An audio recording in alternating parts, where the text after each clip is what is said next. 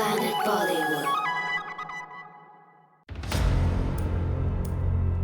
Newspapers में आई इन खबरों में साफ साफ कहा गया था ऋतिक ने किया था कंगना को प्रपोज। पेरिस में ऋतिक कंगना के एंगेजमेंट तक की बात कही गई थी, लेकिन सोर्सेस के हवाले से आई इस खबर में है कितनी सच्चाई। आए दिन कभी ऋतिक और कभी कंगना के सो कॉल्ड सोर्सेस से आ रही न्यूज में है कितना दम।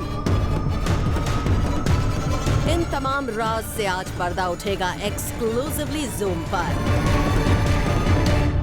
क्योंकि कंगना रनौत को इस लीगल बैटल में रिप्रेजेंट कर रहे वकील रिजवान सिद्दीकी ने इन तमाम खबरों पर सवाल खड़े कर दिए हैं। एक आर्टिकल जो है मतलब उसमें पूरा डिटेल दिया गया इन दोनों के रिलेशनशिप के बारे में, जिसमें ये कहा गया है कि ऋतिक एक्चुअली पेरिस आए थे कंगना को प्रपोज करने, बट लाइक उन्होंने ये पासपोर्ट का कॉपी प्रेजेंट किया है और कहा है दैट वो वहाँ मौजूद नहीं थे। तो इस बात में कितनी सच्चाई है?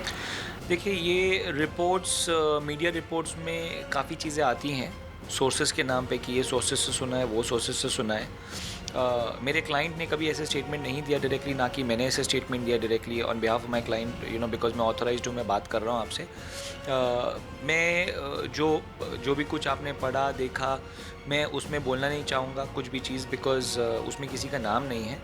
एंड जो पासपोर्ट भी आपने जिस चीज़ का जिक्र कर रहे हैं आप, वो पासपोर्ट किसने दिया, वो रिपोर्ट में तो वो भी नहीं लिखा है कि पासपोर्ट किसके पास से आया, और उसमें भी सोर्सेज ही है। तो ये सब सोर्सेज टू सोर्सेज जब हो जाता है तो इसमें हम नहीं बात करें तो बेटर है। जी हाँ, रिजवान सिद्दीकी ने कंगना के फ्रेंड के हवाले से आई उस खबर को सच बताने से इनकार कर दिया है, जिसमें कहा गया था कि ऋतिक ने कंगना को रिंग दी थी। खबरें थी कि ऋतिक ने कंगना को एक रिंग गिफ्ट किया था पहले, उस दौरान तो उनकी एंगेजमेंट की खबरें आउट हुई थी। तो देखिए, ये मेरे नोटिस में इसका जिक्र नहीं है, ना ही मेरे डिस्कशंस में कहीं मैंने ये सब चीज़ें डाली कहीं पे भी, या स्टेटमेंट्स में या इंटरव्यूज़ में। तो इस चीज़ के बारे में मैं कुछ नहीं बोलना चाहूँगा।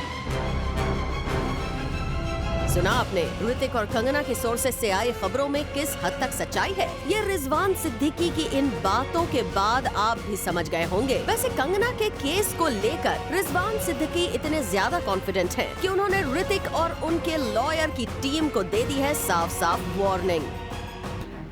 लास्टली मतलब अगर ऋतिक के साइड से कुछ जवाब आता है आपके इतने नोटिस का, तो क्या आपको लगता है कि अगर उन्होंने मतलब केस ख़त्म नहीं हुआ तो आगे और भी बड़ा हो सकता है?